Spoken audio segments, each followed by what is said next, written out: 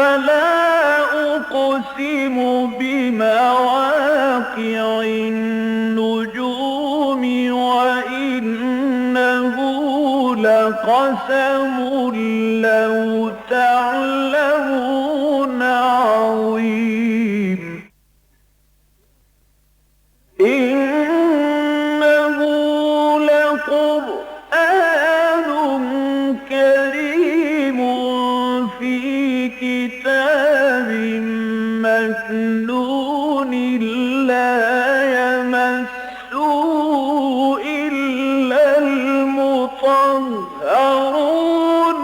تنزيل من رب العالمين.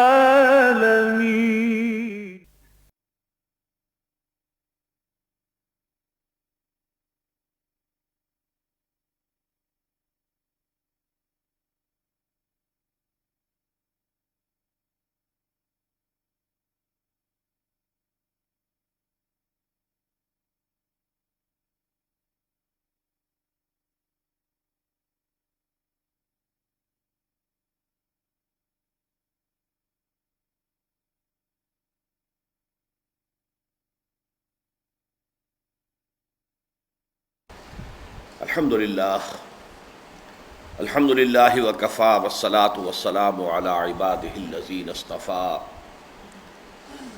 خصوصاً علی افضلہم وخاتم النبیین محمد الامین وعلی آلہ وصحبہ اجمعین.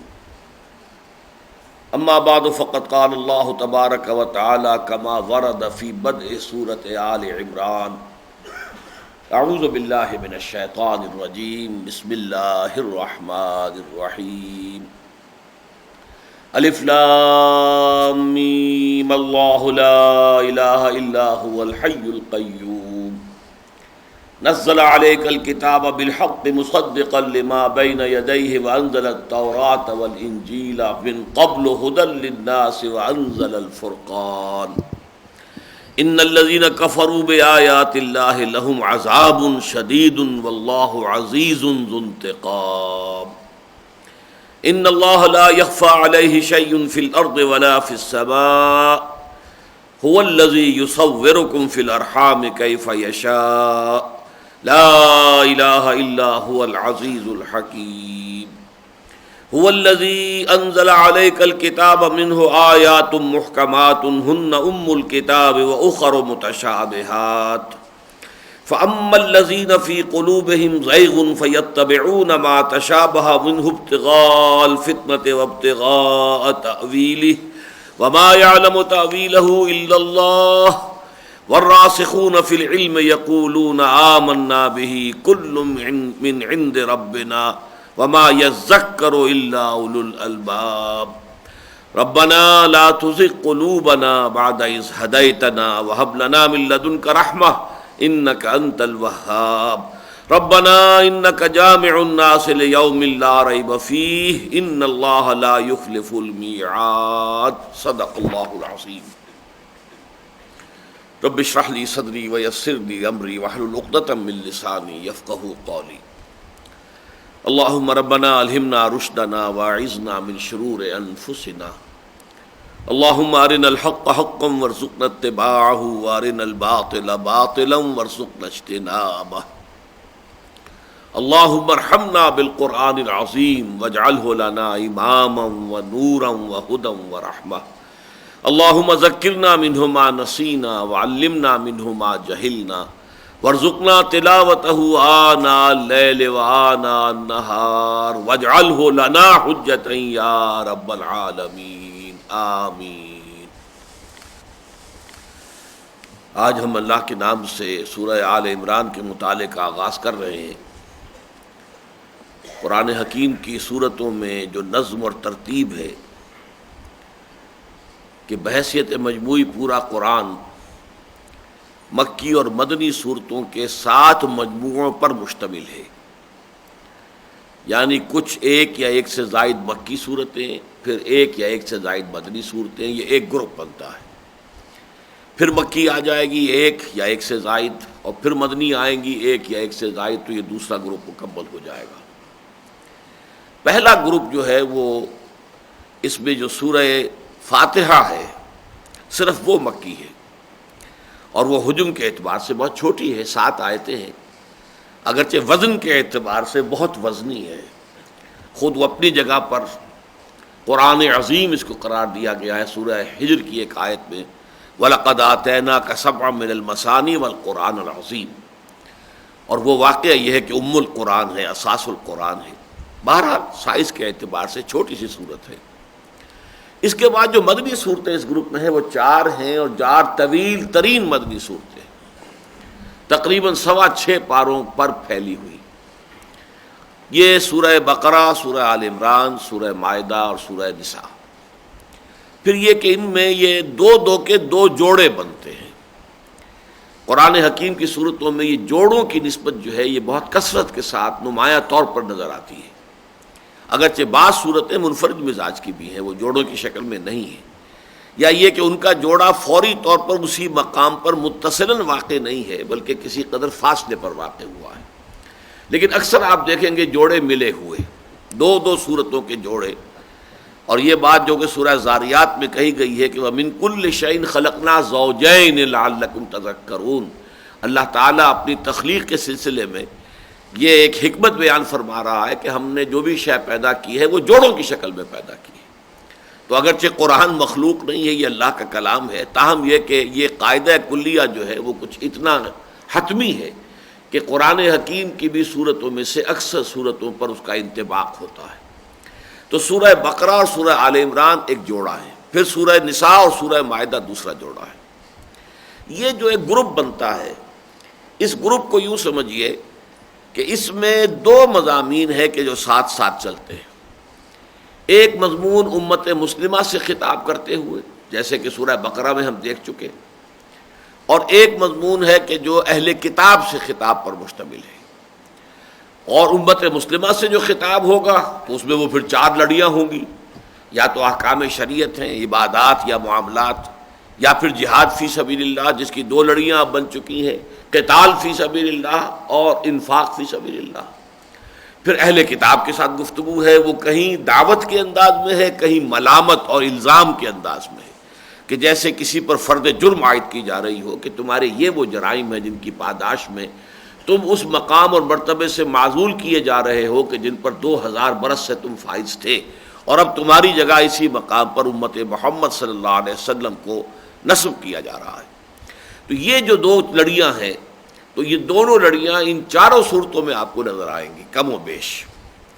البتہ جہاں تک ان پہلی 2 صورتوں کا تعلق ہے تو ان کے بارے میں ایک تو یہ کہ سورہ بقرہ کی جو بھی قرآن حکیم کے اندر جو اس کی فضیلت ہے، حضور کی وہ حدیث ہم پڑھ چکے ہیں بار بار کہ حضور نے فرمایا لِكُلِّ شَيْءٍ سَلَامٌ وَسَلَامُ الْقُرْآنِ سورۃ البقرہ، ہر شے کی ایک چوٹی ہوتی ہے، اس کا کلائمیکس، اس کا نقطہ عروج، اور قرآن کی چوٹی سورہ بقرہ ہے۔ لیکن ساتھ ہی حضور صلی اللہ علیہ وسلم نے سورہ بقرہ اور سورہ آل عمران کو بریکٹ کیا ہے، یہ جوڑے کو ایک اپنے بعض اقوال کے اندر جمع فرمایا ہے۔ ان دونوں کو ایک نام دیا ہے الزہراوین۔ زہرا کہتے ہیں نہایت روشن اور تابناک، فاطمہ الزہراء رضی اللہ تعالی عنہا، تابناک، روشن۔ تو اسی طریقے سے زہراوین 2 ایسی صورتیں جو نہایت تابناک ہے، نہایت روشن ہے، ان دونوں کو گویا کہ ایک نام کے تحت جمع کر دیا گیا۔ جیسے آپ کو معلوم ہے قرآن حکیم کی آخری 2 صورتیں ہیں، المعوذتین، تعوذ ہے، قل اعوذ برب الفلق، قل اعوذ برب الناس، دونوں مل کر جوڑا بن گئے المعوذتین۔ اسی طریقے سے ابتدا میں، اس لیے کہ سورہ فاتحہ کے بارے میں تو ہم کہہ سکتے ہیں کہ وہ پورے قرآن کا مقدمہ ہے، تو گویا کہ اصل قرآن کا آغاز سورہ بقرہ ہی سے ہو رہا ہے، تو آغاز میں بھی یہ جوڑا آ گیا الزہراوین۔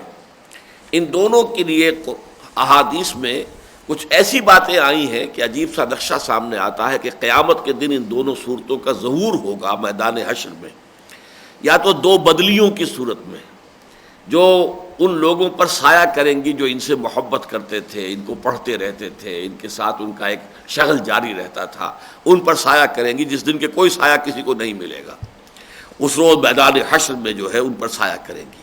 یا کہیں کہا گیا جیسے کہ 2 جھنڈ ہوتے ہیں، کہ پرندوں کے جھنڈ، کوئی بہت بڑا جھنڈ ہو تو وہ بھی اصل میں سایہ بن جاتا ہے. تو دو جھنڈوں کے مانند وہ ظاہر ہوں گی اور اپنے چاہنے والوں اور اپنے پڑھنے اور تلاوت کرنے والوں پر سایہ کریں گی. میں وہ حدیث آپ کو سنا رہا ہوں، یہ مسلم شریف کی روایت ہے حضرت ابو امامہ باہلی رضی اللہ تعالی عنہ سے. قال سمعت رسول اللہ صلی اللہ علیہ وسلم یقول اقرأوا القرآن فإنه يأتي يوم القيامة شفيعا لأصحابه. اقرأوا الزهراوين البقرة وآل عمران فإنهما تأتيان يوم القيامة كأنهما غمامتان أو غيايتان أو كأنهما فرقان من طير صواف تحاجان عن صاحبهما. حضور نے ارشاد فرمایا، مسلم شریف کی روایت ہے، قرآن پڑھا کرو اس لیے کہ وہ قیامت کے دن وہ شفیع بن کر آئے گا، گواہ بن کر اور سفارشی بن کر آئے گا ان لوگوں کے لیے کہ جو قرآن سے محبت کرنے والے تھے اور قرآن کو پڑھا کرتے تھے. پھر آپ نے دوبارہ فرمایا اقرأوا الزہراوین، خاص طور پر دو نہایت تابناک اور روشن صورتوں کی تلاوت کیا کرو، قرات کیا کرو، البقرہ و آل عمران. یہ دو صورتیں کون سی ہیں زہراوین؟ سورۃ البقرہ اور سورۃ آل عمران. فإنہما تأتیان یوم القیامہ، اس لیے کہ وہ ظاہر ہوں گی قیامت کے دن، کأنہما غمامتان او غیایتان، دونوں کے ایک ہی معنی ہے، گویا کہ وہ دو بدلیاں ہیں، دو بادلوں کے ٹکڑے ہیں. او کأنہما فرقان من طیر صواف، اور یا ایسے ہوں گی جیسے کہ یہ دو جھنڈ ہیں پرندوں کے کہ جو بالکل ایک جھنڈ کی شکل میں آئے ہیں، اور ان کا تحاجان عن صاحبہما، اور یہ دونوں محاجہ کریں گے اللہ تعالیٰ کے ساتھ، جھگڑا کریں گے، اے اللہ یہ بندے تیرے جو ہیں یہ تو ہم سے بڑی محبت کرتے تھے، ہمیں پڑھا کرتے تھے، ہماری تلاوت کرتے تھے، راتوں کو کھڑے ہو کر ہمیں اپنے تہجد میں پڑھتے تھے، اے اللہ ان پر رحم فرما اور ان کی تمام خطاؤں سے درگزر فرما دے. تو تحاجان عن صاحبہما. ایک اور روایت ہے کہ جو مسلم شریف میں بھی ہے، ترمذی میں بھی، حضرت نواس بن سمعان رضی اللہ تعالی عنہ سے، قال سمعت رسول اللہ صلی اللہ علیہ وسلم یقول یؤتی یوم القیامت بالقرآن واہلہ الذین کانوا یعملون بہ فی الدنیا.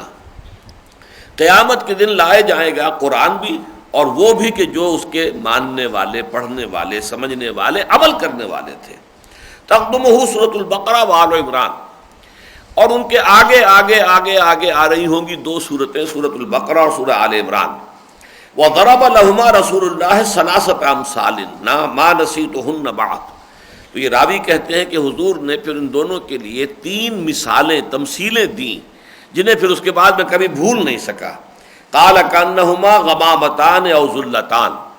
حضور نے فرمایا کہ یا تو وہ دو بدلیوں کے مانند ہوں گی یا دو سائبانوں کے مانند ہوں گی. سوادان بینہما سوداوان بینہما شرق، دو بدلیاں ہوں گی جن کے جو سیاہ ہوں گی تاکہ پوری طرح وہ سایہ کر دیں اپنے نیچے لوگوں پر، یا دو جو ہیں وہ سائے ہوں گے پوری طریقے سے گھنے سائے، لیکن درمیان میں روشنی ہوگی، یعنی نظر آ جائے کہ یہ ایک خیمہ یہ، ایک خیمہ یہ ایک صورت ہے سورۃ البقرہ اور یہ دوسرا ہے وہ اور سورہ آل عمران ہے.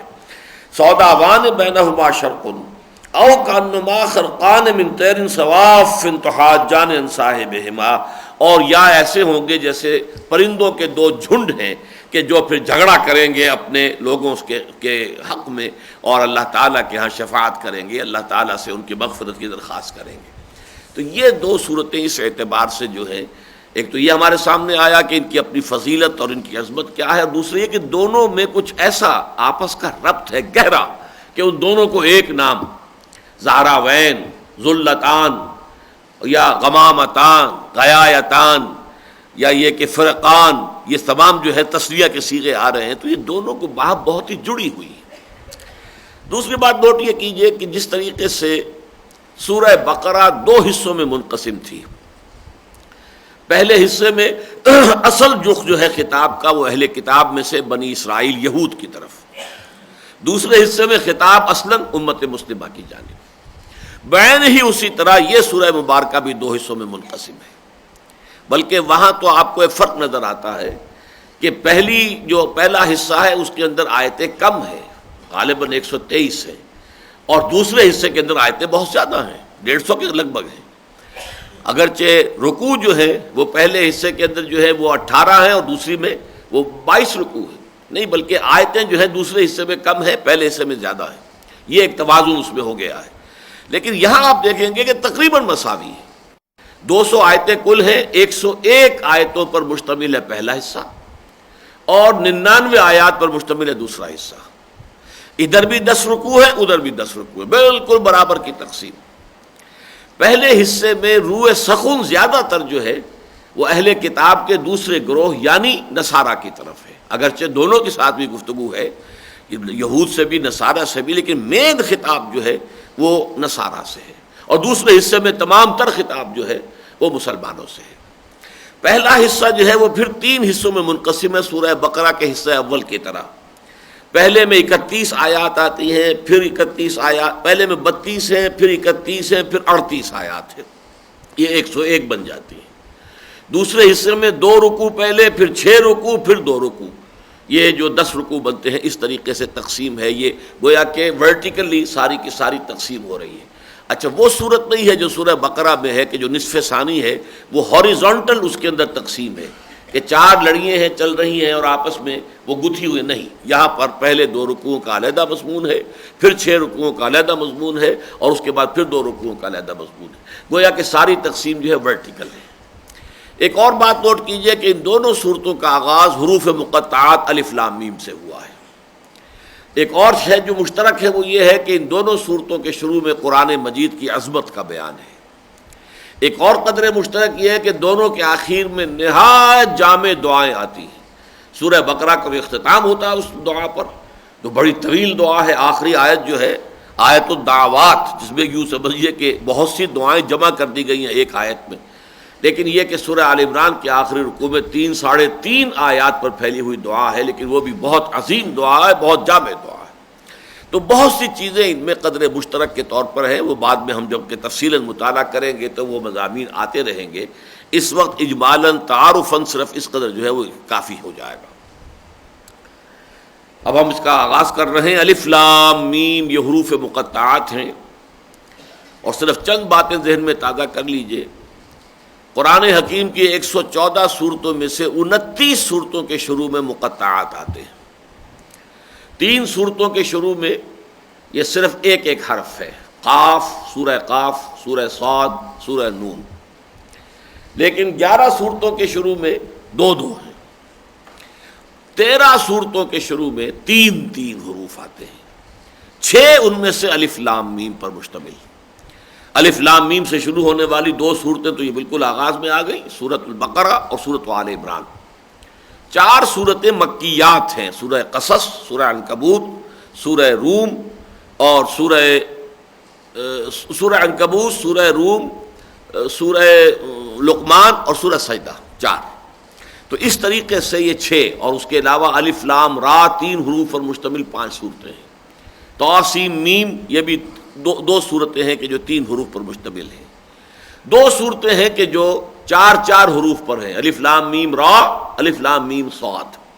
اور 2 ہی صورتیں ہیں کہ جو 5 حروف سے آغاز جن کا ہوتا ہے، کاف ہا یا عین صاد، ہا میم عین سین قاف. تو 29 صورتیں ہیں. اور اس کے حوالے سے ذرا ایک بات کے حوالے سے اس کو یاد رکھنا آسان ہے کہ عربی کے جو الفابیٹس ہیں، الف با تا، ان کے بارے میں 2 آراء ہیں. یہ 29 ہیں یا 28 ہیں. حمزہ اور الف کو علیحدہ گنیں گے تو یہ 29 بنیں گے، اور حمزہ اور الف کو ایک گنیں گے تو 28 بنیں گے. اور ان دونوں عددوں کا تعلق ان حروف مقطعات کے ساتھ ہے کہ 29 صورتوں کے شروع میں حروف مقطعات ہیں، اور 14 حروف ہیں اس تختی میں سے جو استعمال ہوئے. 14 حروف استعمال نہیں ہوئے، 14 یا 15 اور 14 ہوئے. اس اعتبار سے کوئی نسبت ہوگی، ہم نہیں کہہ سکتے کہ اس میں کیا راز پنہا ہے. البتہ یہ کہ جہاں تک ان کے معنی اور مفہوم کا تعلق ہے اس کے بارے میں اجماع ہے کہ حتمی اور قطعی طور پر ہمیں کچھ معلوم نہیں. یہ راز ہے اللہ کے اور اس کے رسول کے مابین. یوں کہا جا سکتا ہے یہ کوڈ ورڈز ہیں کہ جن کے حوالے سے گویا کہ پیغام بھیجنے والا اور پیغام ریسیو کرنے والا دونوں مطمئن ہو جاتے ہیں کہ پیغام صحیح پہنچ گیا ہے. واللہ عالم. ویسے یہ کہ لوگوں نے اپنے اپنے طور پر ان کی تعبیرات کی ہیں مختلف جو ہیں اس پر. بہت سے لوگوں نے تو بہت ہی فلسفیانہ انداز میں اور بہت گہری کچھ وہ روحانی انداز میں ان حروف مقطعات کی جو ہے وہ تشریحات کی کوشش کی ہے. لیکن یہ تمام باتیں ایسی ہیں کہ جو صرف انفرادی آراء ہیں امت میں شرف قبول انہیں حاصل نہیں ہوا، یہاں تک کہ صحابی رسول جن کو خود حضور نے فرمایا حبر الامہ کہ یہ سب سے بڑے جو عالم ہیں میری امت کے اندر، اور جس کے لیے حضور نے دعا کی تھی اللہم فقہہ فی الدین وعلمہ التاویل، یعنی حضرت عبداللہ ابن عباس رضی اللہ تعالی عنہما کہ اے اللہ اسے اپنے کتاب کا علم عطا فرما، تعویل کا علم عطا فرما، دین کا فہم عطا فرما. انہوں نے بھی جو ایک رائے کہی ہے، بیان کی ہے، وہ رائے بھی قبول عام حاصل نہیں کر سکی. چنانچہ الف لام میم کے بارے میں ان کا کہنا یہ ہے کہ یہ ایک جملے کی اصل میں مخفف کیا گیا ہے، انا اللہ اعلم. انا ایک لفظ، اللہ دوسرا لفظ، عالم تیسرا لفظ. پہلے لفظ میں سے پہلا حرف الف، دوسرا درمیانی جو لفظ ہے اس کا درمیانی حرف یعنی لام، اللہ تو لام درمیان میں ہے، اور عالم و تیسرا حرف جو ہے آخری، اس کا آخری حرف جو ہے میم. انا اللہ اعلم الف لام میم. تو جیسا کہ میں نے عرض کیا اگرچہ بڑی گہری بات معلوم ہوتی ہے، ویسے یہ کہ نحو کے اعتبار سے یہ اس لیے غلط ہو جاتی ہے بات کہ یہ جو شروع میں الف نہیں ہے بلکہ حمزہ ہے. انا میں حمزہ ہے، الف اور حمزہ جو ہے یہ یقیناً ذرا مختلف چیزیں ہیں. بہرحال میں صرف یہ مثالاً آپ سے عرض کر رہا تھا کہ حبر الامہ حضرت عبداللہ ابن عباس رضی اللہ تعالی عنہ کے قول کو بھی امت نے قبول نہیں کیا ہے. اجماع اس پر ہے کہ اس کے حقیقی اور یقینی اور حتمی مفہوم کو اللہ اور اس کے رسول کے سوا کوئی نہیں جانتا. الف لام میم اللہ لا الہ الا هو الحی القیوم. اب یہ ٹکڑا تو وہ ہے جو ہم بڑی تفصیل سے پڑھ چکے ہیں آیت الکرسی میں، اور زیادہ دن نہیں ہوئے ہیں ہمیں آیت الکرسی کا مطالعہ کیے ہوئے. اللہ وہ ہستی ہے کہ جس کے سوا کوئی الہ نہیں. الہ کے میں تینوں باتیں آپ کے سامنے رکھ چکا ہوں. ایک تو وہ جو حاجت روا ہو، مشکل کشا ہو، جس کی طرف انسان رجوع کرتا ہے، جیسے کہ کوئی بچہ جو ہے وہ اپنی ماں کی طرف لپکتا ہے حفاظت کے لیے بھی اور اپنی غذا کے لیے بھی، ایسے ہی جس ہستی کی طرف بھی انسان رجوع کرتا ہے اپنی ضرورتوں میں، اپنی تکالیف میں، وہ اس کا الہ ہے. ایک یہ کہ الہ وہ ہے والہانہ عشق جس سے ہو، جو محبوب حقیقی بن جائے. تو لا مطلوب الا اللہ، لا مقصود الا اللہ، لا محبوب الا اللہ. اور الہ یا الہ کے معنی یہ بھی ہے متحیر ہو جانا. اللہ وہ ہستی ہے کہ جس کی حقیقت کو کوئی نہیں جان سکتا. تو یہ تینوں مفہوم ہے کہ ایک عام انسان کا تصور الہ ہے، رازق ہے، مشکل کشا ہے، تکلیف کا رفع کرنے والا ہے، روزی رساں ہے. یہ اللہ کا تصور اس کے سامنے عام آدمی کا تو یہی ذہنی تعلق ہوتا ہے اللہ کے ساتھ. ایک صوفیہ کا تعلق ہے لا محبوب الا اللہ، لا مطلوب الا اللہ، لا مقصود الا اللہ. اور ایک پھر فلاسفہ کا معاملہ ہے کہ جس پین برداند کے ہست کچھ نہیں جان سکتے اللہ کی ذات کے بارے میں، ہم سوائے اس کے کہ بس ہم یہ کہہ سکتے کہ ہاں ہے بس، اور کچھ نہیں. دور بینان بارگاہ الست جس پین برداند کے ہست. تو یہ تینوں چیزیں جو ہے یہ عجیب ہے لفظ حقیقت عربی زبان کا، جو ان تینوں گوشوں کا اور تینوں تصورات کا احاطہ کر رہا ہے. اسی الہ پر الف لام داخل ہوا تو اللہ بن گیا. اللہ وہ ہستی ہے جس کے سوا کوئی الہ نہیں. الحی القیوم، وہ زندہ جاوید ہے اور سب کو تھام کر رکھنے والا ہے. یہ دو اسما بھی آ چکے آیت الکرسی میں، اللہ لا الہ الا هو الحی القیوم. اور وہاں میں تفصیل سے آپ کو بتا چکا ہوں کہ ان دو اسما کے بارے میں گمان غالب ہے کہ اللہ کے اسم اعظم ہے. اس لیے کہ ایک حدیث میں آتا ہے کہ اللہ کا ایک اسم اعظم وہ ہے کہ اس کے حوالے سے جو دعا اس سے کی جاتی ہے وہ لازماً قبول ہو جاتی ہے. لیکن یہ کہ حضور نے تعین کے ساتھ نہیں بتایا کہ وہ کون سے نام ہیں، بلکہ نشاندہی کر دی وہ 3 صورتوں میں ہے، سورہ بقرہ میں، سورہ آل عمران میں، سورہ طٰہٰ میں. یہ بالکل اسی طرح کی بات ہے جیسے لیلۃ القدر کے بارے میں یہ نشاندہی تو کر دی کہ وہ رمضان میں ہے، رمضان کے آخری عشرے میں ہے، اس کی طاق راتوں میں ہے. تعین نہیں کیا تاکہ لوگ تلاش کریں، محنت کریں. تو جو اندہ یابندہ، جو تلاش کرے گا پالے گا. اسی طرح اس معاملے میں بھی ہے، لیکن پھر علماء کا اس پر تقریباً اجماع ہے کہ یہ دو اسماء جو ہیں یہ ان 3 صورتوں میں جوڑے کی شکل میں آئے ہیں. سورہ بقرہ میں، آیت الکرسی میں اللہ لا الہ الا هو الحی القیوم، بالکل اسی طرح یہاں آ گیا اللہ لا الہ الا هو الحی القیوم. اور پھر یہ وعنت الوجوہ للحی القیوم، یہ سورہ طٰہٰ میں بھی آئے. تو ایک گمان یہ ہے کہ یہی ہے جو اللہ کا اسم اعظم ہے. اور ان میں نسبت کیا ہے؟ اللہ خود تو قائم و دائم ہے، زندہ جاوید ہستی ہے، کسی اور کے سہارے پر قائم نہیں ہے، خود بخود قائم ہے، الحی ہے، اس کی حیات اپنی ذاتی ہے، کسی کی عطا کردہ نہیں ہے۔ البتہ ما سوا کائنات جو ہے اس کو تھام کر رکھنے والا وہی ہے۔ وہ اگر قائم ہے تو ادھر حقیقت اسی کی توجہ سے قائم ہے، وجود میں آئی ہے تو اس کے وجود میں لانے سے وجود میں آئی ہے، اور قائم ہے تو اس کی توجہ کی بنا پر قائم ہے۔ یہ گویا کہ اللہ اور ما سوا اللہ، ان کے مابین جو ایک گہرا ربط اور تعلق ہے وہی رسما میں ہے۔ اللہ لا الہ الا هو الحی القیوم۔ اب اس کے بعد جیسا کہ میں نے عرض کیا تھا، یہاں بھی سورہ بقرہ میں ذالک الکتاب لا ریب فیہ ھدی للمتقین، اب یہاں پر بھی وہی انداز ہے، نزل علیک الکتاب بالحق، اس نے نازل فرمائی ہے آپ پر کتاب حق کے ساتھ۔ پہلی بات تو نوٹ کیجئے کہ نزلہ تھوڑا تھوڑا کر کے اتارنا، یہ قرآن مجید کا وہ طریق تنزیل ہے۔ انزلہ باب افعال سے اگر آتا تو دفعتاً اتار دینا، جو آگے آ رہا ہے کہ اس سے پہلے جو ہے اللہ تعالیٰ نے اور کتابیں اتاری، وہ انجیل اور تورات، تو اس میں انزال کا لفظ آیا ہے۔ یہاں نزلہ تھوڑا تھوڑا کر کے اے محمد صلی اللہ علیہ وسلم اللہ نے یہ کتاب آپ پر نازل فرمائی ہے۔ بالحق کے معنی کیا ہے؟ ایک تو یہ کہ جو پیغام یہ لے کر آئی ہے وہ حق ہے، سراسر حق ہے، سرتاپا حق ہے، لیکن اس سے بھی زیادہ جو گہرا مفہوم ہے اس کا وہ یہ کہ فیصلہ کن بن کر نازل ہوئی ہے۔ قرآن مجید جو ہے یہ قول فیصل بن کر نازل ہوا ہے۔ انہ لقول فصل وما ہوا بالہزل، یعنی یہ جو نازل ہوا ہے تو فیصلہ کن بات بن کر آیا ہے، اور یہ اب فیصلہ کرے گا ادھر یا ادھر، باطل کا بیڑا غرق ہوگا اور حق کا بول بالا ہوگا، یہ فیصلہ ہو کر رہے گا۔ یہ ایسے ہی نہیں ہے کہ جیسے کسی شاعر نے کچھ شاعری کی ہے، اس کا دیوان مرتب ہو گیا، بس ٹھیک ہے دیوان ہے، اس سے کیا نتیجہ نکلے گا اور کیا اس کے جو ہے دنیا میں کیا اس سے تبدیلیاں آ جائیں گی، نہیں، یہ فیصلہ کن کتاب ہے۔ اسی لیے اسی انداز میں فرمایا سورہ بنی اسرائیل میں وَبِالْحَقِّ أَنزَلْنَاهُ وَبِالْحَقِّ نَزَلَ، حق کے ساتھ ہم نے اسے نازل کیا ہے اور حق کے ساتھ یہ نازل ہوا ہے۔ بڑا یہاں پر جو ہے خطابی انداز ہے، وَبِالْحَقِّ أَنزَلْنَاهُ وَبِالْحَقِّ نَزَلَ وَمَا أَرْسَلْنَاكَ إِلَّا مُبَشِّرًا وَنَذِيرًا، اے نبی ہم نے آپ کو نہیں بھیجا ہے مگر بشارت دینے والا اور نذیر خبردار کرنے والا بنا کر، باقی اصل فیصلہ کن شے یہ کتاب ہے قرآن جو آپ پر نازل کی گئی ہے۔ وَبِالْحَقِّ أَنزَلْنَاهُ وَبِالْحَقِّ نَزَلَ وَمَا أَرْسَلْنَاكَ إِلَّا مُبَشِّرًا وَنَذِيرًا وَقُرْآنًا فَرَقْنَاهُ لِتَقْرَأَهُ عَلَى النَّاسِ عَلَى مُكْثٍ وَنَزَّلْنَاهُ تَنزِيلًا۔ اس سے آگے کی آیات میں نہیں پڑھ رہا، وہ آیت سجدہ ہے، اور بڑی عظمت کے ساتھ جو بیان قرآن مجید کا سورہ بنی اسرائیل کے آخری رکوع میں بھی ہے۔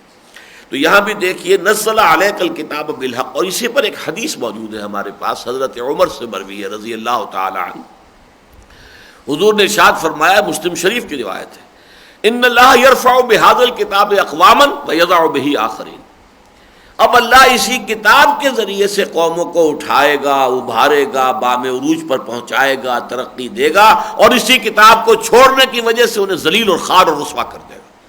یعنی اب یہ فیصلہ کن شے بن کر نازل ہوئی ہے، اسی میں تلیں گی قسمتیں قوموں کی اور امتوں کی۔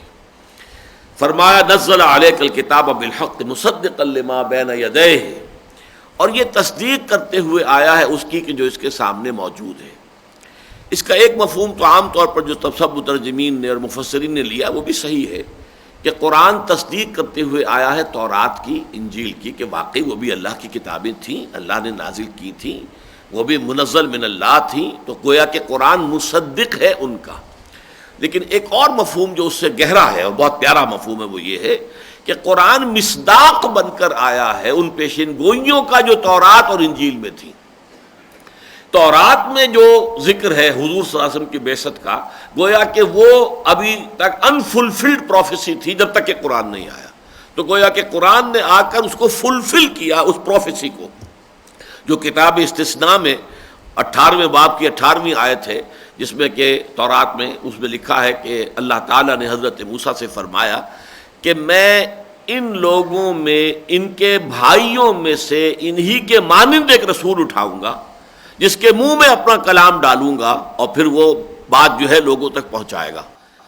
یہ جو ہے میں نے شاید آپ کو پہلے بتایا بھی ہے کہ 3 سال قبل ہمارا ٹینا جو ہے تنظیم اسلامی نارتھ امریکہ کا اجتماع ہوسٹن میں تھا۔ یہ امریکہ کا، یونائٹڈ اسٹیٹس آف امریکہ کا جنوبی ساحل پر ایک شہر ہے بڑا، تو وہاں ہم نے ایک سیشن میں ایک عیسائی عالم اور ایک یہودی عالم کو بلایا تھا. تو یہودی عالم نے وہاں پر جب گفتگو کی اس سے مجھے کچھ حوصلہ ہوا کہ اس شخص میں کچھ حق کو ماننے کی صلاحیت ہے. اس نے کہا Islam is the ideal religion for the whole of humanity except Jews. اب یہ ڈنڈی وہ مار گیا کہ اسلام بہترین مذہب ہے پوری نوع انسانی کے لیے سوائے یہودیوں کے. تو وہ یہودی جو ہیں 1.5 بلین وہ علیحدہ اپنی 1.5 اینٹ کی مسجد بنائے رکھیں اس کے قول کے مطابق، باقی پوری نوع انسانی کے لیے وہ کہہ رہا ہے کہ اسلام بہترین مذہب ہے. تو میں نے بار ان سے پھر ایک ملاقات کی اور میں نے پھر کہا کہ اس ملاقات میں کہ یہ جو ڈیٹرانومی جو ہے کتاب استثناء، اس کے 18ویں باب کی 18ویں آیت کا آپ کیا مصداق سمجھتے؟ وہ چونک سا گیا کہ کیا ہے، وہ ذہن میں نہیں تھا. میں نے پھر تورات منگوائی بائبل، تو وہ سوچ میں پڑ گیا. اس نے یہ کہ یقیناً وہ کج بحثی نہیں کی، سوچ میں پڑ گیا کہ ہاں. اس نے میں نے کہا کہ یہ کہتے ان کے بھائیوں میں سے، ظاہر بات ہے کہ باقی تمام نبی جو ہے اولڈ ٹیسٹمنٹ کے وہ تو بنی اسرائیل ہی میں سے آئے ہیں نا، تو ان کے بھائیوں میں کا مطلب تو یہ ہے کہ وہ بنی اسماعیل میں سے ہونے چاہیے. تو ان کے بھائیوں میں سے ایک نبی اٹھاؤں گا جو تیرے مانند ہوگا، یعنی جیسے کہ حضرت موسیٰ کو شریعت دی گئی ایسے انہیں بھی شریعت دی جائے گی. جبکہ حضرت موسیٰ کے بعد جتنے نبی بھی بنی اسرائیل میں آئے انہیں کوئی شریعت نہیں دی گئی. پھر ان کے منہ میں اپنا کلام ڈالوں گا. تو حضرت موسیٰ کو تو تورات دی گئی تھی، تو لکھی ہوئی شکل کے اندر جو ہے کمانڈمنٹس تھے. حضور کا جو ہے وہ قلب کے اوپر قرآن نازل ہوا ہے اور حضور کے منہ سے وہ جو ہے کلام پاک صادر ہوا ہے جس کو کہ لوگوں نے سنا اور یاد کیا ہے. تو وہ سوچ میں پڑ گیا تھا. تو بہرحال یہ جو پیشن گوئیاں ہیں اور جو فارکلیٹ یا فارکلیت کی پیشن گوئی جو انجیل کے اندر ہے، ان کا مصداق بن کر قرآن نازل ہوا ہے. گویا کہ ان پیشن گوئیوں کو سچا ثابت کر رہا ہے قرآن اپنے وجود سے. وَأَنزَلَ التَّوْرَاةَ وَالْإِنجِيلَ مِن قَبْلُ، اور اس سے پہلے اللہ نے اتاری تھی تورات بھی اور انجیل بھی، ہدی للناس، لوگوں کے لیے ہدایت بنا کر. وَأَنزَلَ الْفُرْقَانَ، اور اتارا الفرقان. جہاں تک تو تورات اور انجیل کا تعلق ہے اس میں تو کسی اشتباہ کی بات نہیں ہے، نہ کسی وضاحت کی ضرورت ہے. الفرقان کے بارے میں البتہ وضاحت کی ضرورت ہے. بعض لوگوں نے تو ایک رائے ظاہر کی ہے جو بہت ہی بعید ہے، لیکن میں بیان کر رہا ہوں ایک معلوماتی دلچسپی کے طور پر، کہ اس سے مراد ہے زبور. اس لیے کہ ہم مانتے ہیں کہ 4 کتابیں ہیں جن پر ہمارا ایمان ہے، باقی صحیفے ہیں. کتابیں 4 شمار ہوتی ہیں، تورات، زبور، انجیل، قرآن. تو یہاں قرآن کا ذکر بھی ہو گیا، انجیل کا بھی ہو گیا، تورات کا بھی ہو گیا، تو گویا کہ چوتھی رہ گئی تھی زبور. تو شاید یہاں الفرقان سے مراد جو ہے وہ زبور ہو، لیکن اس کی بہت ہی صحیح اور بڑی یعنی قطعی قسم کی نفی کی ہے امام راضی رحمۃ اللہ علیہ نے، کہ اس کا سوال ہی پیدا نہیں ہوتا. اس لیے کہ زبور میں تو کوئی شریعت ہے ہی نہیں سرے سے، اور زبور تو صرف یہ ہے کہ اللہ تعالیٰ کے حمد کے نغمے ہیں، بس اس کے سوا کچھ بھی نہیں ہے. تو یہ بات بالکل صحیح ہے. ایک رائے یہ ہے کہ در حقیقت یہ فرقان سے مراد در حقیقت ان تینوں کتابوں کی طرف ذکر ہو رہا ہے، کہ ان تینوں کتابوں میں ایک طرف ہدایت بھی ہے اور فرقان بھی ہے. ہدایت اور فرقان ایک ہی شے کے 2 پہلو ہیں. ایک یہ کہ راستے کی آپ کو جو ہے وہ سوجھ بوجھ عطا ہو جائے کہ ادھر جانا ہے، ادھر نہیں جانا ہے، سیدھے جانا ہے، دائیں کی گلی میں نہیں مڑنا ہے اور آگے جائیں گے، اور آگے جا کر آپ کو ایک جو ہے وہ چوک ملے گا بتی والا، اس سے بائیں مڑنا. یہ ہدایت ہے جو ہو رہی ہے کہ یہ آپ کو راستے کے خد و خال بتائے جا رہے ہیں. ایک ہے وہ اندرونی سوجھ بوجھ جو انسان کو عطا کر دی جاتی ہے، بصیرت باطنی، کہ جس سے کہ حق اور باطل میں فرق کرنا. یہ قرآن ہو، تورات ہو، انجیل ہو، ان تینوں کا وصف یہ ہے کہ یہ ہدایت پر بھی مشتمل ہے، اور یہ تینوں ہی در حقیقت الفرقان بھی ہیں کہ حق و باطل میں امتیاز کی صلاحیت پیدا کرتے انسان کے اندر.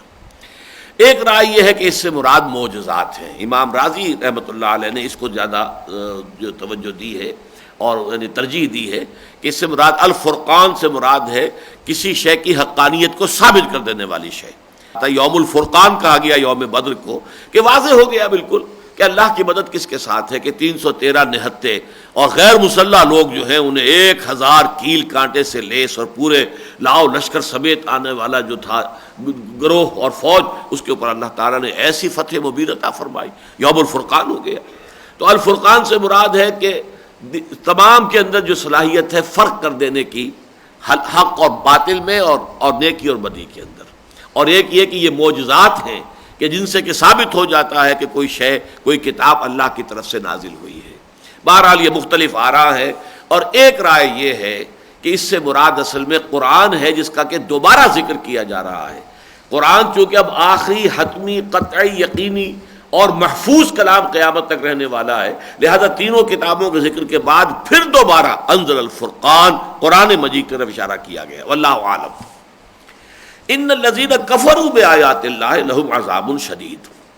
اب دیکھیے یہ اسی کا ظہور ہو رہا ہے کہ انہ لقول فصل، یہ قول فیصل ہے، یعنی کسی شاعر کی شاعری ہے، آپ نے پسند کی تو کیا، نہ پسند کی تو کیا، کیا فرق واقع ہو جائے گا؟ کچھ نہیں۔ پسند کی تو آپ نے کوئی تحسین کر دی، کوئی ڈونگرے برسا دیے، آپ کوئی امیر ہیں، کوئی صاحب حیثیت ہے تو کوئی انعام دے دیا، کوئی خلق دے دی، بس اور کیا ہوگا۔ لیکن یہ جو کتاب اتری ہے یہ تو قول فصل بن کر آئی ہے، انسانوں کی عاقبت کے بارے میں فیصلے کرے گی۔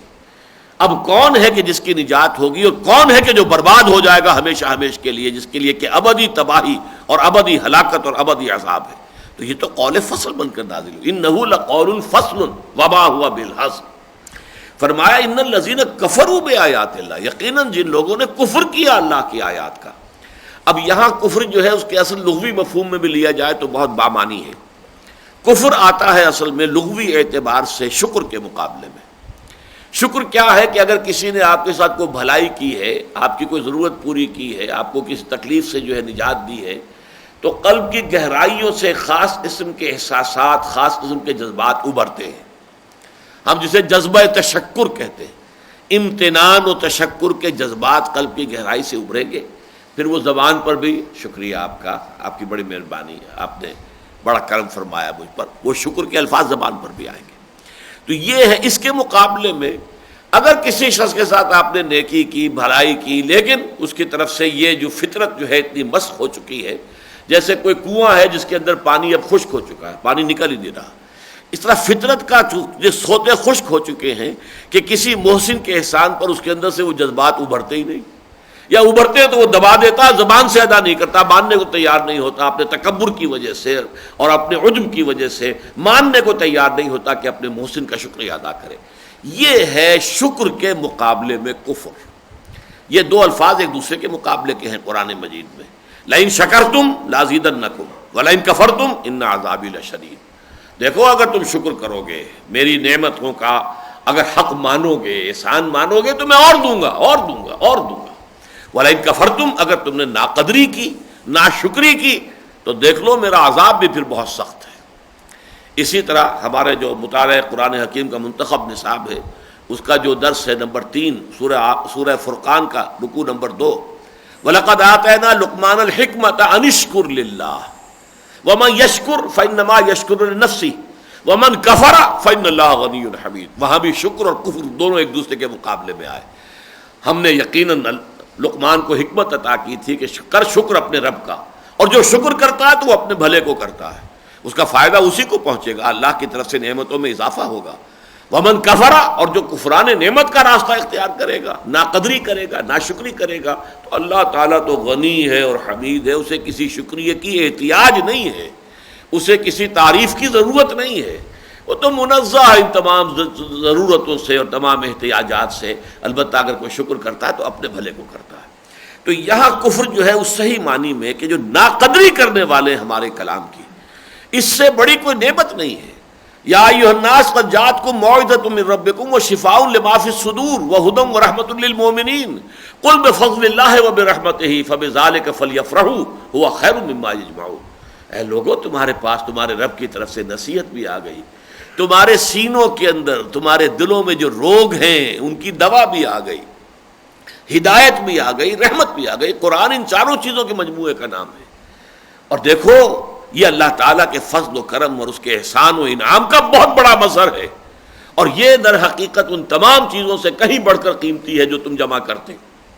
تو یہ قیمتی شے ہے۔ اب جو اس قیمتی شے کی ناقدری کریں گے، اس ناقدری کی انتہائی شکل ہے انکار کر دینا، نہیں مانتے، یہ کلام ہے ہی نہیں اللہ کا، یہ تو انہوں نے خود گھڑ لیا ہے۔ یہ گویا کہ اور بلکہ قرآن مجید میں جب دو لفظ آتے ہیں ایک دوسرے کے ساتھ جڑ کر، وَالَّذِينَ كَفَرُوا وَكَذَّبُوا بِآيَاتِنَا، وہاں کفر جو ہے یہ بنیادی مفہوم ہے، ناقدری کرنا، ناشکری کرنا، اور جھٹلانا جو ہے یہ گویا کہ چوری اور سینہ زوری، یہ سینہ زوری ہو گئی، نہیں نہیں نہیں، یہ ہے ہی نہیں اللہ کا کلام، یہ غلط کہہ رہے ہیں، یہ انہوں نے خود گھڑ لیا، یہ تکذیب ہے۔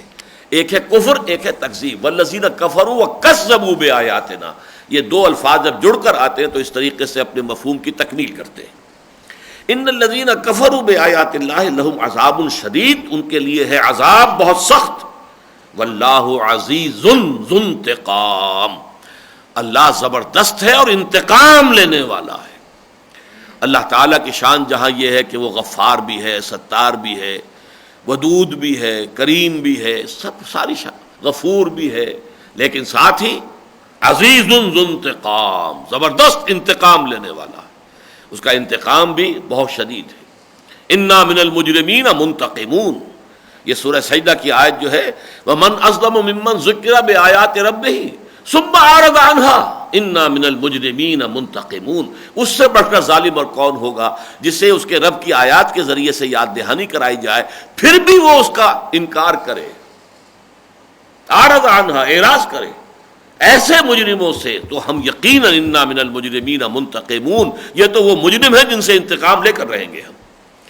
ان اللہ لا یخفی علیہ شیء فی الارض ولا فی السماء، یقیناً اللہ پر کوئی شے مخفی نہیں ہے، نہ زمین میں اور نہ آسمانوں میں. ہر شے آن واحد کی طرح اس کے سامنے ہے، اس کے لیے نہ کوئی ماضی ہے، نہ حال ہے، نہ مستقبل ہے. آن واحد، پیور ڈیوریشن، ایبسولوٹ ٹائم، جس میں یہ ماضی حال مستقبل کی تقسیم نہیں ہے. مستقبل تمہارے لیے بہت دور کی شے ہے، اللہ فرماتے ہمارے سامنے ہے. انہم یرونہ بعیدا ونراہ قریبا، یہ تو دیکھ رہے ہیں اس کو بہت دور بہت دور بہت دور، ہم تو اسے اپنے بالکل سامنے دیکھ رہے ہیں، ہمارے تو قریب موجود ہے. تو یہ اللہ تعالیٰ کا وہ علم ہے. ان اللہ لا یخفی علیہ شیء فی الارض ولا فی السماء هو الذی یصورکم فی الارحام کیف یشاء، وہی ہے جو تمہاری تصویر بناتا ہے، نقشہ کشی کرتا ہے رحموں کے اندر، تمہاری ماؤں کے پیٹوں کے اندر جیسے چاہتا ہے.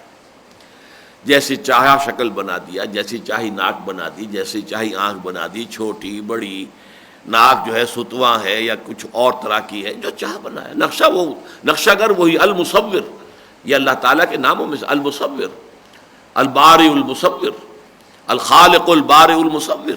خالق بھی ہے، باری بھی ہے، مصور بھی ہے، نقشہ کشی بھی کرتا ہے. فنیشنگ ٹچز اسی نے دیے ہیں، ہمارے خد و خال اسی نے بنائے ہیں. تو وہ تمہاری ماؤں کے پیٹوں میں تمہاری نقشہ کشی کرتا ہے، تمہارے نقوش بنا دیتا ہے جیسے چاہتا ہے. اب ایک طرف تو تھا اللہ تعالیٰ کا علم کامل، ہر شے آنے واحد میں اس کے سامنے موجود ہے، اس کے لیے غیب کا کوئی سوال ہے ہی نہیں. حضور ہی حضور ہے، غیب کا سوال ہی نہیں. یہ تو جب ہم کہتے ہیں عالم الغیب والشہادہ، تو یہ غیب کا لفظ ہمارے اعتبار سے، اللہ کے لیے تو غیب ہے ہی نہیں، شہادہ ہی شہادہ ہے.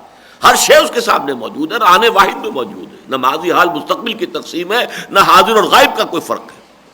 دوسری طرف قدرت ہے، اس کا اختیار مطلق ہے. یہاں اس میں در حقیقت اس کے اختیار مطلق کا ذکر ہوا. هو الذی یصورکم فی الارحام کیف یشاء لا الہ الا هو العزیز الحکیم، اس کے سوا کوئی الہ نہیں ہے اور وہ زبردست ہے اور کمال حکمت والا. یہ میں نے بہت مرتبہ بیان کیا، العزیز الحکیم، یہ دو اللہ کے اسماء، یا عزیز حکیم، دو صفات. نکرہ کی حالت میں ہوگا تو صفات ہے، الف لام لگا ہوا ہے اور معرفہ ہو گیا ہے تو نام ہے. یہ جوڑا بہت کثرت سے قرآن مجید میں آیا ہے، اور اسی طریقے سے دونوں اسماء کو جڑواں شکل میں، تاکہ یہ حقیقت واضح ہو جائے کہ اللہ تعالیٰ کا ایک طرف اختیار مطلق ہے، جو چاہے کرے. اور آپ کے علم میں ہوگا کہ پولیٹیکل سائنس جو خود اپنی جگہ ایک علم ہے، تو اس کے ایکسیمز میں سے، اس کے اصولوں میں سے ایک یہ بھی ہے، authority tends to corrupt and absolute authority corrupts absolutely. جہاں کہیں اختیار ہوگا وہاں کرپشن کا امکان پیدا ہو جائے گا. ٹینڈنسی ہے اختیار میں، ٹینڈنسی ہے، رجحان ہے، میلان ہے کرپٹ ہو جانے کا، بے راہ ہو جانے کا. اور جہاں اختیار مطلق ہو پھر تو وہ مطلق کرپٹ ہو جائے گا، مطلق بے راہ ہو جائے گا. یہی وجہ ہے کہ جو کانسٹیٹیوشنل لا ہے، یہ لا کا ایک خاص اپنی جگہ پر شعبہ ہے. بڑے بڑے وکلاء ہوتے ہیں جو کانسٹیٹیوشنل جو لا ہے اس کے ایکسپرٹس ہوتے ہیں. اس میں یہی چیز ہوتی ہے کہ جہاں کہیں بھی کسی ہستی کے ساتھ آپ نے اختیارات رکھ دیے ہیں، وہاں اسی درجے کے چیکس اینڈ بیلنسز بھی ہونے چاہیے، یہ اختیار غلط استعمال نہ ہو جائے. لیکن اللہ کی ذات وہ ہے کہ جس کا اختیار مطلق ہے، جس پر کوئی چیک اینڈ بیلنس نہیں، کسی کی طرف سے کوئی تحدید نہیں. البتہ جہاں اس کا اختیار مطلق ہے وہاں اس کی حکمت بھی کاملہ ہے، اس کا اختیار حکمت کے ساتھ استعمال ہوتا ہے۔ اس میں بھی وضاحت کر دوں، پہلے بھی میں نے بارہا کی ہے کہ کبھی میں شروع میں کہہ دیا کرتا تھا کہ اس کا اختیار حکمت کے تحت استعمال ہوتا ہے، یہ مناسب نہیں ہے۔ اللہ تعالیٰ کی تمام صفات اور تمام شانیں اللہ کے اسماء مطلق ہیں، کوئی کسی کے تابع نہیں ہے، بیک وقت برابر موجود ہے، ان میں سے کوئی کسی کے تابع نہیں ہے۔ لہذا یہ کہنا صحیح نہیں ہے کہ اس کا اختیار اس کی حکمت کے تابع ہے، بلکہ یوں کہیں گے ساتھ ہے۔ جہاں ایک طرف اس کا اختیار مطلق ہے، وہیں اس کی حکمت کاملہ بھی جو ہے وہ اس کے ساتھ موجود ہے، لہذا اس کے غلط استعمال ہونے کا کوئی امکان نہیں۔ هو الذی انزل علیک الکتاب منہ آیات محکمات ہن ام الکتاب واخر متشابہات۔ اب یہ بہت اہم مسئلہ ہے قرآن مجید کے بارے میں جو یہاں بیان ہو رہا ہے، وہی ہے کہ جس نے اتاری ہے یہ کتاب اے محمد آپ پر، جس میں کچھ آیتیں تو ہیں محکم جو اصل کتاب کی جڑ ہیں، اساس ہیں، بنیاد ہیں، واخر متشابہات، اور دوسری ہیں جو متشابہ ہیں۔ قرآن حکیم کی آیات کی ایک تقسیم یہ ہے جو یہاں ہو رہی ہے، یہ یوں نہ سمجھیے کہ تمام آیات یا اس یا اس کیٹیگری میں چلی جائیں گی، نہیں، بلکہ یہ خاص اعتبار سے ان دو کیٹیگریز کو ایک دوسرے کے مقابل لایا گیا۔ ایک وہ آیات ہیں کہ جن کا مفہوم بالکل واضح ہے، جن میں کسی شک و شبے کی گنجائش نہیں، کوئی اشتباہ وارد ہوتا ہی نہیں، اور ایک وہ آیات ہیں کہ جن کے ایگزیکٹ مفہوم کے تعین کے اندر دقت آتی ہے۔ اب یوں سمجھیے کہ کیوں ہے اور کیسے ہے، اور اس میں تقسیم کی بنیادی جو ہے وہ بنیاد کیا ہے، بنیادی وجہ کیا ہے۔ دیکھیے مثلاً آیات محکمات میں اجماع ہے کہ تمام آیات احکام جو ہیں وہ آیات محکمات ہیں، یہ کرو یہ نہ کرو، یہ حلال یہ حرام، یہ واجب یہ فرض، یہ محکمات ہیں، اس لیے کہ سارے دین کی جڑ بنیاد یہی تو ہے نا۔ قرآن ہدایت بن کر نازل ہوا، ہدی للناس ہے، ہدی للمتقین ہے، اور ہدایت کے لیے کیا کرنا ہے کیا نہیں کرنا، کدھر جانا کدھر نہیں جانا ہے، یہی تو اس کا اصل موضوع ہے۔ لہذا اپنی اس ہدایت عملی کے ضمن میں قرآن محکم ہے، پختہ ہے، واضح ہے، مبرہن ہے، کسی شک و شبے کی گنجائش نہیں۔ البتہ قرآن مجید اس عالم غیب کی بھی خبریں دیتا ہے جس کا ہمیں کوئی اندازہ نہیں، ہمارا کوئی تجربہ نہیں، وہ ایک بالکل جدا عالم ہے، عالم غیب۔ فرشتے ہیں کیسے ہیں، کس طرح کے، ہم نہیں جان سکتے، وہ ایک ایسا عالم ہے جس کا ہمیں کوئی تجربہ ہوا ہی نہیں۔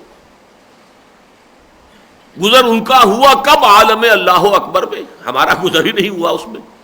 اللہ کی ذات و صفات، قبر میں کیا ہو رہا ہے کیا ہوگا، عالم برزخ میں کیا ہے کیا ہوگا، قیامت کے دن کے حالات و واقعات، ان کی کیا اصل حقیقت ہوگی، کیا نوعیت ہوگی، جنت کی نعمتوں کی حقیقت کیا ہے، دوزخ کے عذاب کی کیا کیفیت ہے، کہ وہ آگ بھی ہے اور وہ جلا بھی رہی ہے لیکن مارتی بھی نہیں ہے، لا تبقی ولا تذر، لیکن یہ ہے کہ موت بھی نہیں آتی۔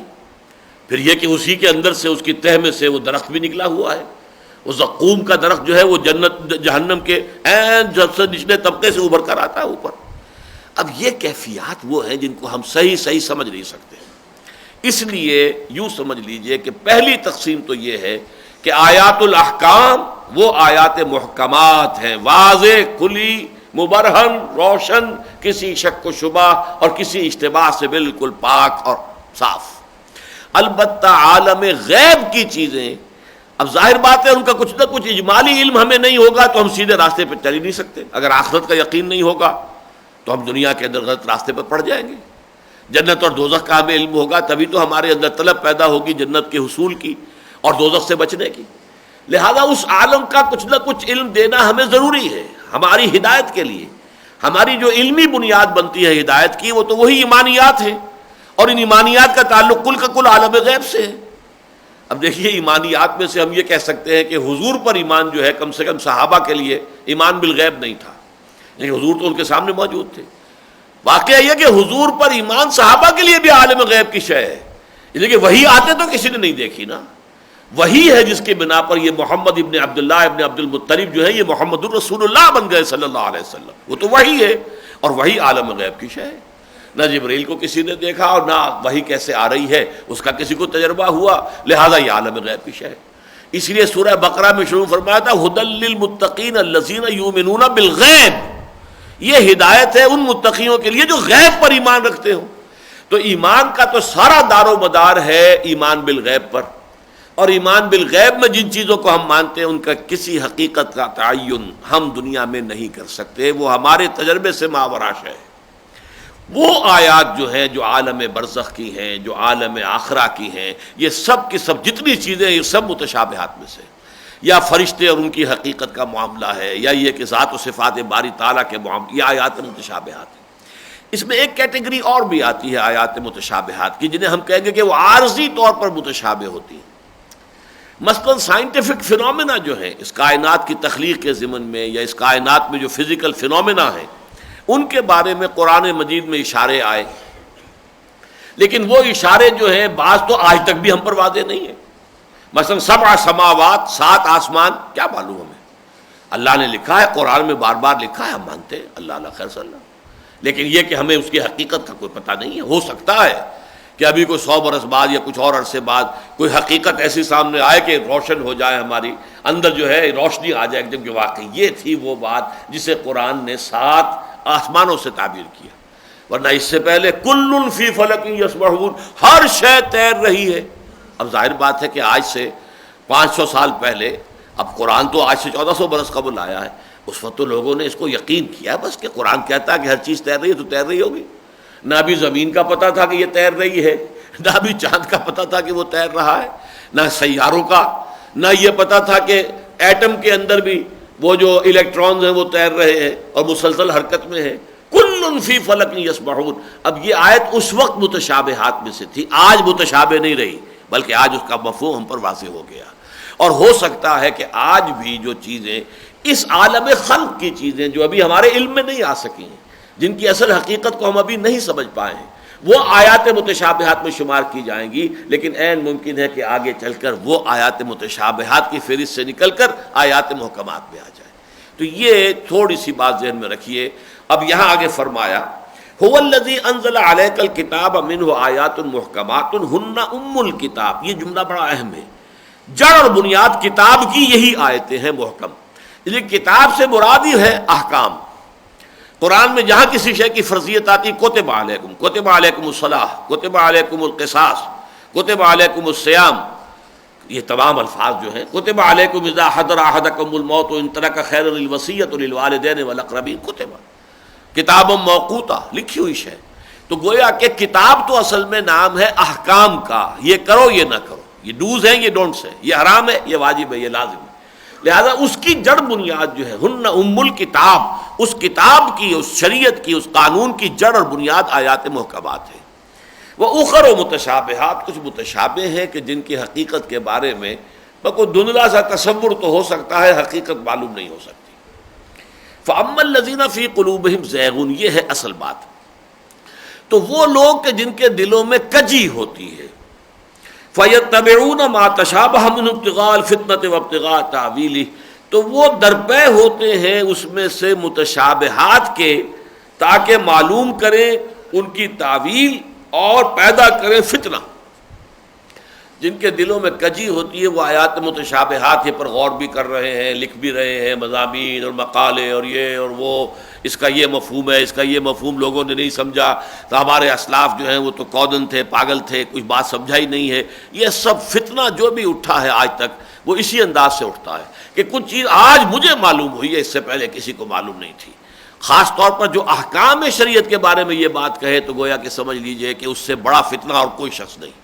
لیکن احکام کے سارا دار و مدار جو اتصال کے ساتھ ہے، حضور سے متصل ہیں دور صحابہ، پھر دور صحابہ سے دور تابعین. احکام جو ہے مسلسل منتقل ہوتے چلے آ رہے ہیں. تو یا تو آپ ساری امت کو جو ہے رائٹ آف کر دیجئے، ہمارے اسلاف سب کے سب پاگل تھے، بے وقوف تھے، احمق تھے، کودن تھے یا بدنیت تھے، تو یہ بات جو ہے معاذ اللہ ثم معاذ اللہ ثم معاذ اللہ. تو یہ تسلسل جو ہے شریعت کا، یہ در حقیقت یہ جو لوگ تو اصل میں چاہتے ہیں ہدایت، وہ تو ان میں زیادہ اہمیت سے کے ساتھ توجہ دیں گے، اس پر غور کریں گے. لیکن جن کے دلوں میں کجی ہو، عجب ہوتا ہے، کوئی نئی بات کہوں، کوئی ایسی بات کہوں ڈنکا بج جائے کہ فلاں شخص جو ہے واقعی صاحب اس نے جو بات کہی ہے وہ تو آج تک کسی نے کہی نہیں تھی. یہ لوگ جو ہے متشابہات کے پیچھے لگے رہیں گے، چکر میں رہیں گے. ابتغاء، قرآن مجید پہلے کہہ رہا ہے ابتغاء الفتنہ، چونکہ زیغ ہے دلوں کے اندر، کجی ہے، تو نیت ان کی جو ہے فتنہ اٹھانا ہے، فتنہ پیدا کرنا ہے۔ تکبر سب سے بڑا فتنہ ہے، عجب سب سے بڑا فتنہ ہے، سب سے زیادہ مہلک بیماری عجب ہے۔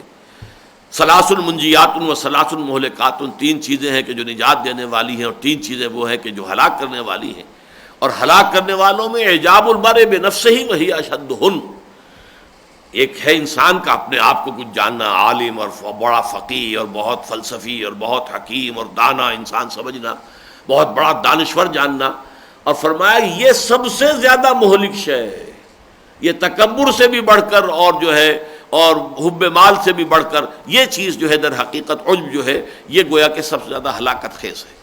تو وہ معاملہ جب ہوتا ہے دل میں تو فتنہ آدمی تلاش کرتا ہے، اور اس کے لیے پھر وہ آیات متشابہات کی درپے ہوتا ہے۔ وما یعلم تاویلہ الا اللہ، جبکہ ان کی اصل حقیقت کو کوئی نہیں جانتا سوائے اللہ کے۔ ان کی اصل حقیقت تو ہم بھی جان لیں گے، کب؟ جبکہ ہم اس عالم غیب میں داخل ہو جائیں گے، قبر میں جائیں گے تو قبر کی حقیقت منکشف ہو جائے گی، عالم برزخ کے حقائق جو ہے 14 طبق روشن ہو جائیں گے۔